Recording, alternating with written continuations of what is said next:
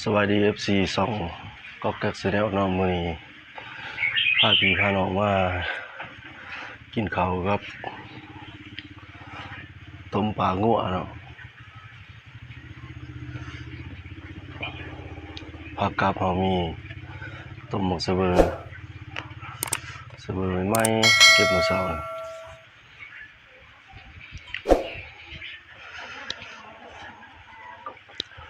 ต้มกำลังปรุงใหม่ๆ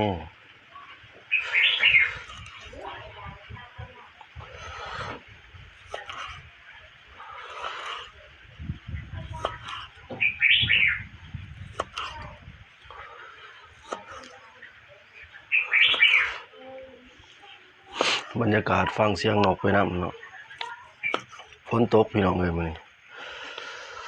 ฝนตกแต่เช้าๆจน11-12 โมงยังตกอยู่ฝนตกแล้วก็ไฟดับ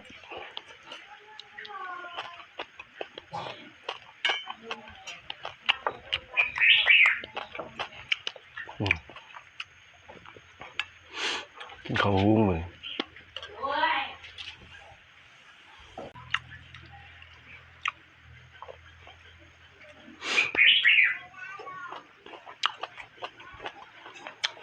เอาว่าพี่น้องมากินน้ำกัน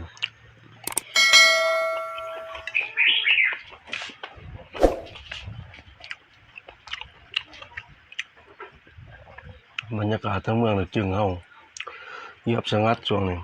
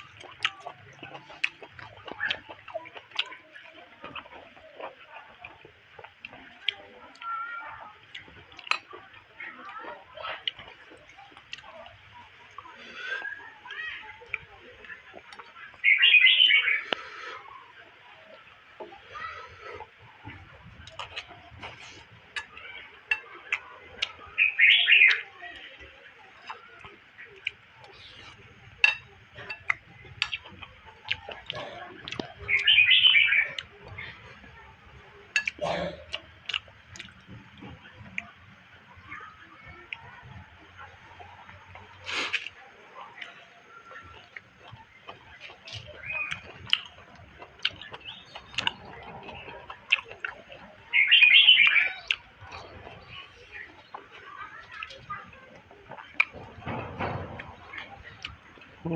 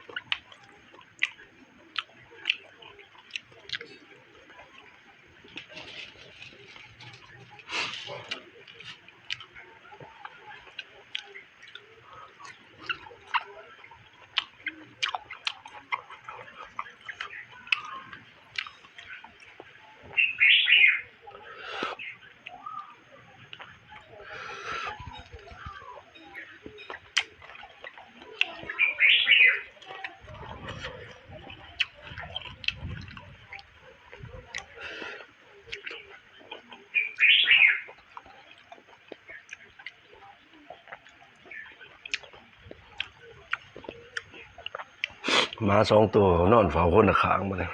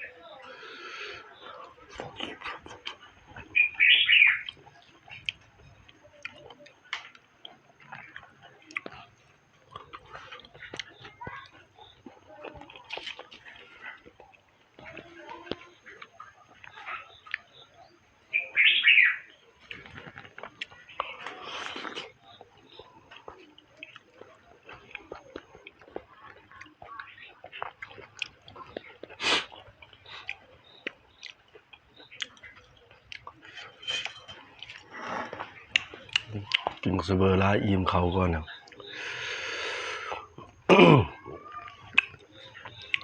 สำหรับคลิปนี้ก็ฝากพี่ต้นน้องสำนีก่อนเนาะพี่น้องเนาะฝากเป็นกำลังใจช่วยกดไลค์กดติดตามให้ส่องน้อยๆเลยพี่น้องเด้อส่องก็แก๊กแนล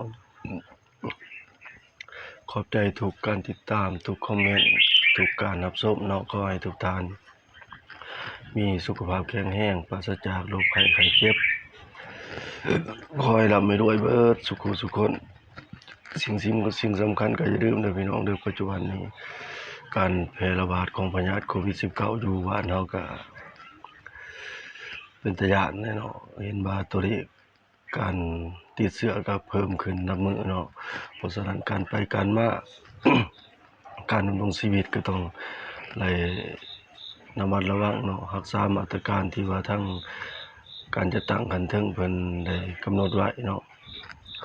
เพื่อปราศจากเคสอะไรบ่ให้พยานดังกล่าวมันแพร่ออกเป็นวงกว้างอยู่ในบ้านในเมืองเฮาเนาะก็คือครอบครัวของเฮานั่นแหละเนาะเอาซ้ำนี้ก่อนเนาะพี่น้องเนาะสบายดี